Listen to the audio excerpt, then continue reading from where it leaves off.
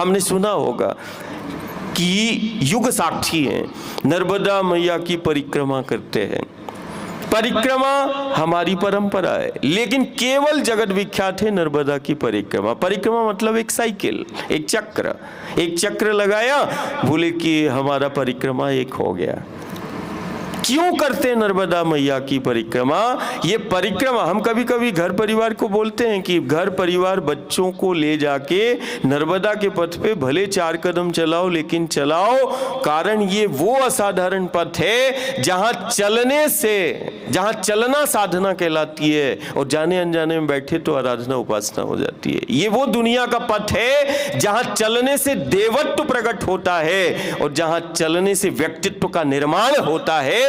वो असाधारण नर्मदा का पथ हमें मिला है। व्यक्तित्व निर्माण होता है, ये युग निर्माण का पथ है, ये व्यक्तित्व के निर्माण का पथ है। व्यक्तित्व को बनाने के लिए तुम्हें कोई साधना नहीं करना, देवत्व को प्रकट करने के लिए तुम्हें कोई साधना नहीं करना, तुम तो चलो मात्र नर्मदा के पथ पर, तुम्हारा देवत्व प्रकट होगा, व्यक्तित्व का निर्माण होगा। जहां चलने से जीवन को दिशा मिलती है, जहां चलने से देवत्व प्रकट होता है, जहां चलने से व्यक्तित्व का निर्माण होता है, ये वो असाधारण पथ है। चलो नर्मदा के पथ पर।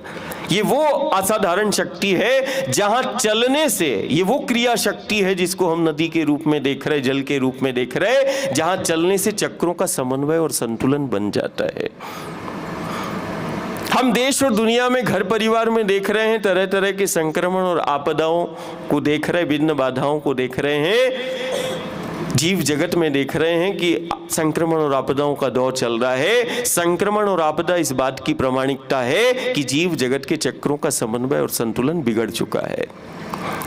और सबसे असाधारण और सहज यदि चक्रों का समन्वय और संतुलन, जिन चक्रों में हमारा जीवन है, हमारी सुरक्षा है, हमारी व्यवस्था छिपी है, उन चक्रों का यदि हमें समन्वय और संतुलन को बनाना है तो सबसे सहज है चक्रों का समन्वय और संतुलन बनाने के लिए, या चक्रों को जागृत करना है, चक्रों का संतुलन बनाना है, तो सबसे सहज योग है नर्मदा परिक्रमा, नर्मदा का पथ, जहां चलने से चक्रों का समन्वय और संतुलन हो जाए।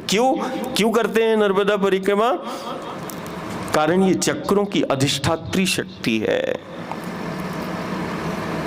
भाई गंगा की भी कर सकते, गोदावरी की भी कर सकते, बहुत सारी जीवन शक्ति के नदियों के रूप में हमें शक्ति मिली है, लेकिन नर्मदा की ही परिक्रमा, नर्मदा वो शक्ति है, गुणसूत्रों को प्रकट करती है। नर्मदा वो शक्ति है जो चक्रों का सिर्फ निर्माण ही नहीं करती, उन चक्रों में जीव को स्थित भी करती है और चक्रों को गति भी प्रदान करती है। और यही वो नर्मदा का साधारण पथ है जहां चलने से साइकिल बैलेंस हो जाती है, चक्र जागृत हो जाते हैं, देवत्व प्रकट हो जाता है। बहुत गूढ़ है। ऐसे तो कई दिवस और कई पहर हम नर्मदा के पथ पे चलते हैं और सारी रात हो जाती है ऐसे घर परिवार से संवाद करते करते, और वो रात और दिन ऐसे व्यतीत होती रहती है। हमने तो सिर्फ आज परिवार को सिर्फ यही कि नर्मदा वो शक्ति है, और ये जुलाई का माह जो है